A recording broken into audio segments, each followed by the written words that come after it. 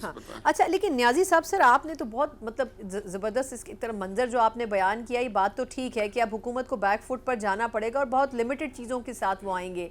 लेकिन सर अब जिस तरह वफाकी वज़रा ये कह रहे हैं कि जी हमें तो ज़रूरत नहीं है JUI फे की भी, नंबर्स हमारे पास पूरे हैं और हम सिर्फ उनको इसलिए लेना चाहते हैं कि एज अ गुड जेस्चर हम चाहते हैं कि वो शामिल हो। सर मुझे बताएं कि अगर JUI फे भी ना हो तो हुकूमत नंबर्स कैसे पूरे करेगी? ये आर्टिकल 63A की जो पूरी एक्सरसाइज है कोर्ट में जा रही है, इसी वजह से जा रहे हैं कि PTI के लोगों को या बाकी जमातों के लोगों को फ्लोर क्रॉसिंग की तरीके से मैनिपुलेट करके फिर वोट दिलवाएं इनसे।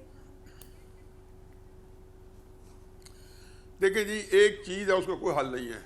इस वक्त एक ट्रस्ट डेफिसिट है और ये ट्रस्ट डेफिसिट जो है एक अरसे से कायम दायम है। 2018 से जब से हाइब्रिड सिस्टम आया है वहाँ पे, और उससे पहले भी चलो कर लें 2 साल, 2016 दिसंबर में शायद साकिब निसार साहब अल्लाह ताला ने इस मुमलिकत पे नाजिल किया था, तो ये जो हरकतें होती रही हैं और इमरान खान साहब को सूट करती रही हैं और इमरान खान साहब उसके साथ गुज़र औक़ात करते रहे हैं, इन्हीं हरकत का और इन्हीं हरकत के जनाब बाजवा का, इसी सुप्रीम कोर्ट के साथ जो कुछ उनसे हासिल उसूल रहा है, अब जाहिर है कि वो उनको सूट करता था और वो एक सिस्टम चल रहा था, उसके अंदर उसका एक तसलसल रहा।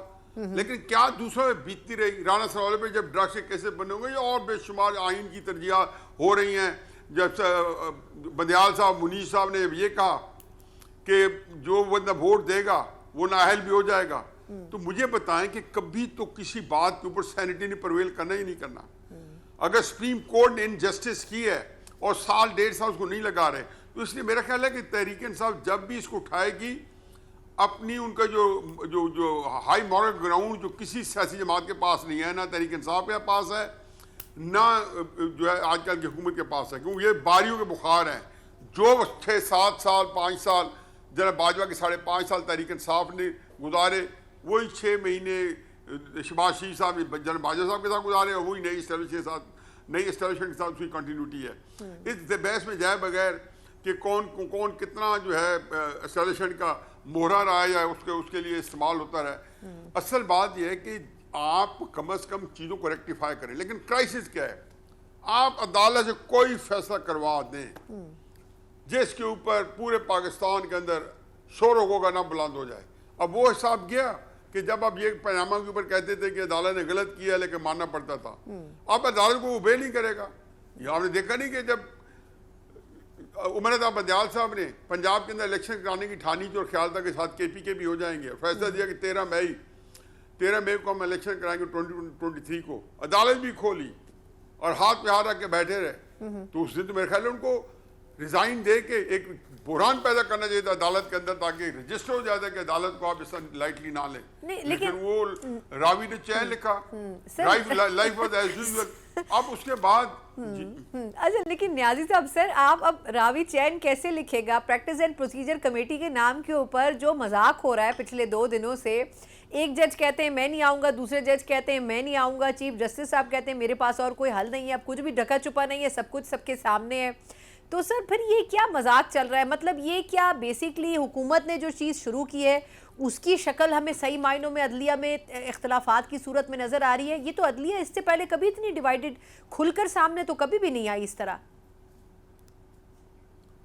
बीबी मजाक कैसे है?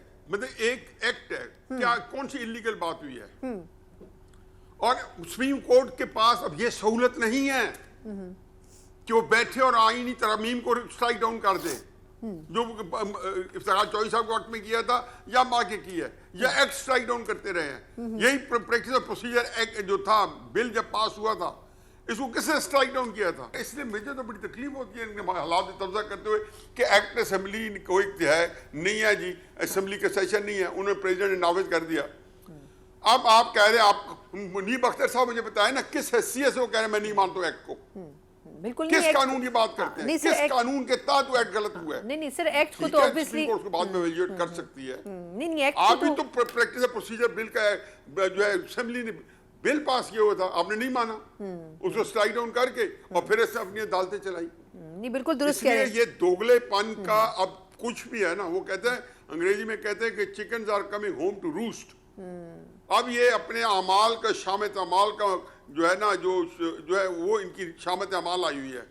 बिल्कुल ठीक। इसलिए बात ठीक है, हर एक को अपने हिस्से के इस वक्त जो शीले और जज्बाती लोग मिले हुए हैं इमरान खान के हिस्से में बहुत ज्यादा है, अनगिनत है। इंजॉय करें, फायदा होगा नहीं होगा। इमरान खान साहब की पार्टी शायद इमरान खान साहब को अल्लाह ना करे मेरे मुंह में खाक, उसको फांसी पे चढ़ाना चाहती है। उनकी हरकतें बिल्कुल उसी लाइन पे जा रही हैं। उनको पता है कि वो बंदा जो है सियासी तौर पे उसके पास चिड़िया जितना दिमाग नहीं है एक बेचारे बंदे के पास, और उसके जोश और उसको जी खान साहब आप डट गए, वो डटे हुए बगैर बताए कि खान साहब ये आपके लिए गड़े में, हम ये सियासी फैसला नहीं है, आप गड़े में जा रहे हैं। अल्लाह ने आपको इतनी पॉपुलैरिटी दी है, आप उसके मुताबिक हिसाब बनाए ताकि उस पॉपुलैरिटी को आप कभी न कभी इस्तेमाल कर सके। नवाज शरीफ ने आगे 2007 से लेके दिसंबर 2021 तक इस मुल्क का कौन पॉपुलर लीडर था? Number 1, number 2, number 3 Nawaz Sharif था। कौन सा इमरान खान साहब 2018 के इलेक्शन के बाद भी एक ज़िमनी इलेक्शन बता दे जो जीता अपने इक़्तिदार में भी? नवाज शरीफ जीता था। किसके पास इमरान खान के बंदे जा रहे थे? नवाज शरीफ साहब के पास जा रहे थे दिसंबर 2021 में कि तहरीक इंसाफ का आगे फ्यूचर नहीं है। तो जब अल्लाह ने आपको आपके चलो धोखे से सही बंदे दिए हैं, वो कोई खुदा के वास्ते इसकी तरतीब दो, इसको इस्तेमाल करो, बजाय जाके कर जी वो गंडापुर तो उनकी गेम कर रहे हैं और ये फिर रोते रहेंगे 9 में हमने नहीं किया। मतलब हम वही काम करेंगे जिससे 9 में होगा, लेकिन हमने नहीं किया। फिर क्या आपका जब मैं कहता हूं कि आपको ट्रैप किया जा रहा है 9 में कराने के लिए, फिर रोए नहीं कि हमने नहीं किया। बिल्कुल ठीक। फिर ये जरूर मान ले कि हम ही ने किया। नहीं बिल्कुल ठीक कह रहे हैं, बिल्कुल ठीक कह रहे हैं। बहुत बहुत शुक्रिया हफीजुल्लाह नियाज़ी साहब।